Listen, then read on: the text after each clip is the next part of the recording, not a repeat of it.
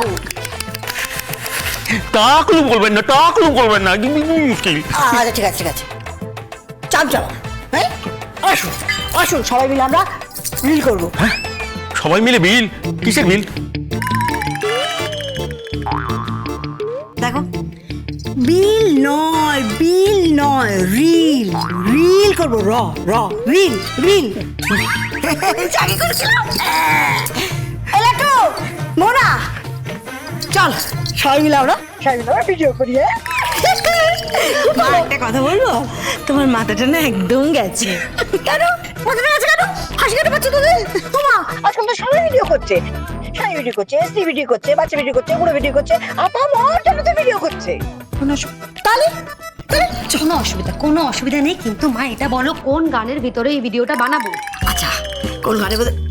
মোবাইলটা ঘোরা আমাদেরকে ঘোরা চুলটা ঠিক করে নি। ও মা, একটা কাজ করি বুঝলে, আমি না একজন হেয়ার ড্রেসারকে ডাকি, ঠিক আছে? আর তার সাথে একজন মেকআপ আর্টিস্টকেও ডাকি। তার কোনো দরকার নেই রে, তোর বাবা বলে আমি এমনি সুন্দরী। কোন গানটা করবো? আয় না সবাই আয়। কোন গানটা করবো? কোন গানটা? ওই যে ওই গানটা। ও লা লা লা, ও লা লা লা। হ্যাঁ কর। রেডি 1 2 বল। 1 2 3 স্টার্ট। ও লা লা লা।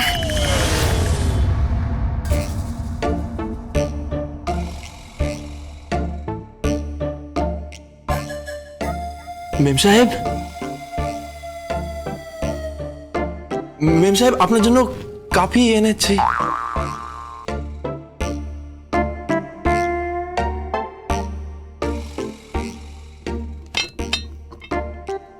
মেম সাহেব,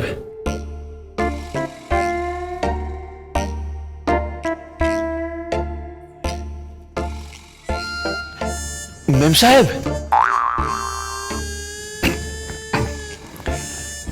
মেম সাহেব আপনার জন্য কফি এনেছি।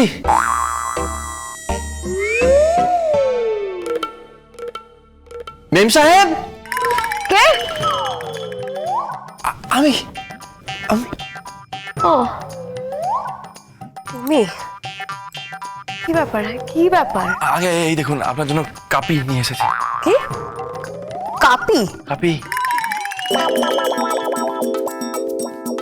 কফি কফি কফি কফি আনার নাম করে তুমি আমার ঘরে ঢোকার চেষ্টা করছো? হ্যাঁ, আর তুমি জানো না মহিলাদের ঘরে ঢুকতে নেই, আর যদিও বা ঢুকলে ঘর নক করে ঢুকতে হয়। হ্যাঁ মানে, কিন্তু আপনি মহিলা কোথায়? হ্যাঁ? কি? আমি মহিলা নই তো কি? মানে কি আমি?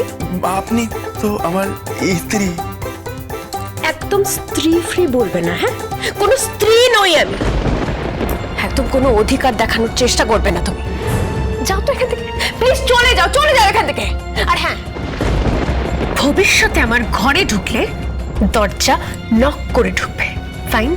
এত অপমান নাই বা করলেন মেম সাহেব? হয়তো কোনোদিন দেখলেন আপনি আমার ঘরে আমার সাথে একদিন দেখা করতে গেলেন, অথচ আপনাকে দরজার বাইরেই দাঁড়িয়ে থাকতে হচ্ছে।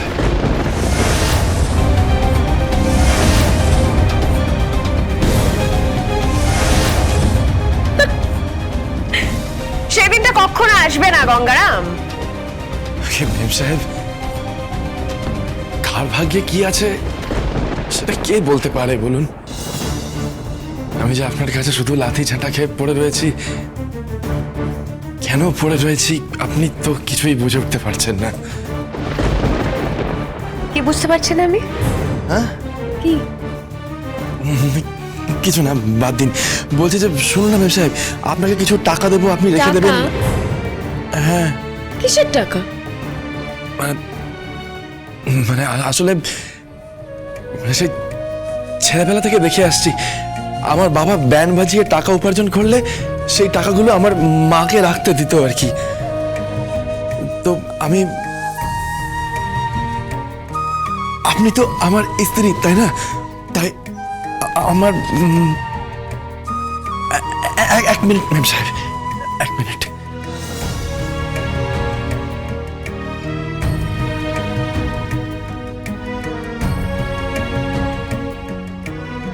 মেম সাহেব, এতে 1,00,000 টাকা রয়েছে।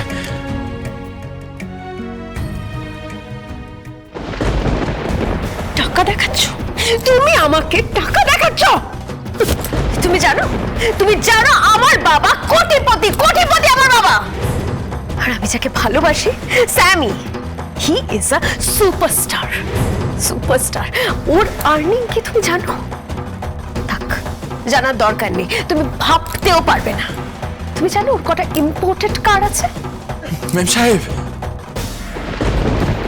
আমার অত জানার কোনো দরকারই নেই। আমি শুধু এইটুকু জানি যে স্বামী উপার্জন করে সেই টাকা স্ত্রীর হাতে দেয়, কারণ স্ত্রী হলেন ঘরের লক্ষ্মী।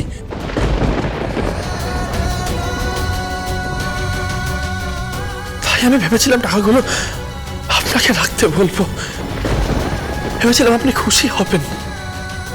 কিন্তু আপনার যদি আপত্তি থাকে তাহলে কোনো অসুবিধা নেই মেম সাহেব, আমি চলে যাচ্ছি আমি। হ্যাঁ, চলে যাও এখান থেকে।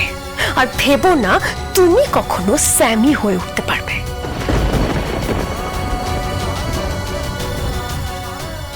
মেম সাহেব, স্যামি দাদাবাবু হয়ে ওঠার কোনো ইচ্ছেও আমার নেই। কেন?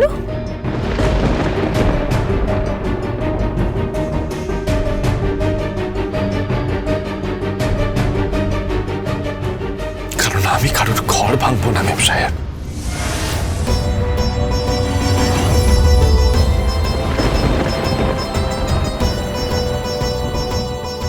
গঙ্গা?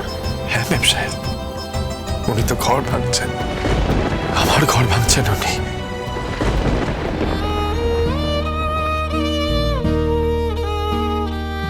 আমার স্ত্রীকে নিয়ে উনি ঘর ভাঙছেন না, তার কি করছেন মেম সাহেব?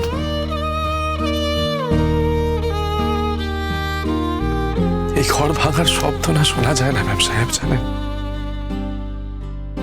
কিন্তু বুকের ভিতরে অনুভব করা যায়।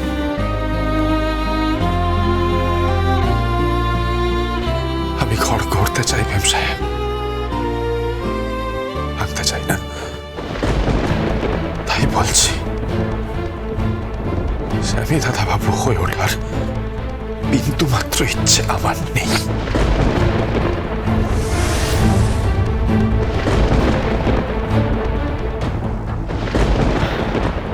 খুব অহংকার হচ্ছে না তোমার আজকাল?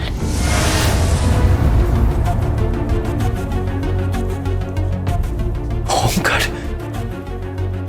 কই না তো ম্যাম সাহেব, আমার তো কোনো অহংকার নেই।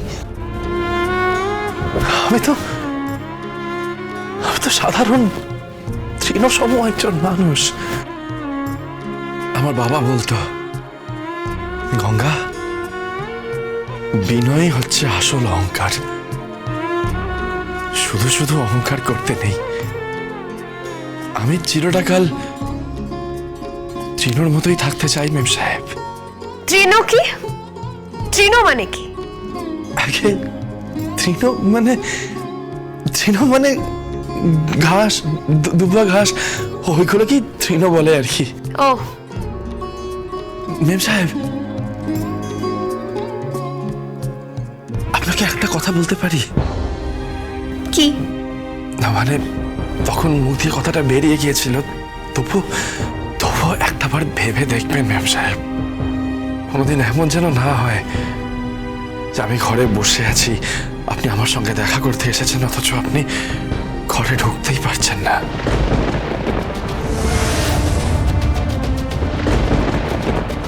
হয়তো দেখা গেল ঘরের চৌকাঠটা উঁচু হতে হতে এতটা উঁচু হয়ে গিয়েছে যে আপনি হাজার চেষ্টা করেও সেই চৌকাঠ টপকাতেই পারছেন না।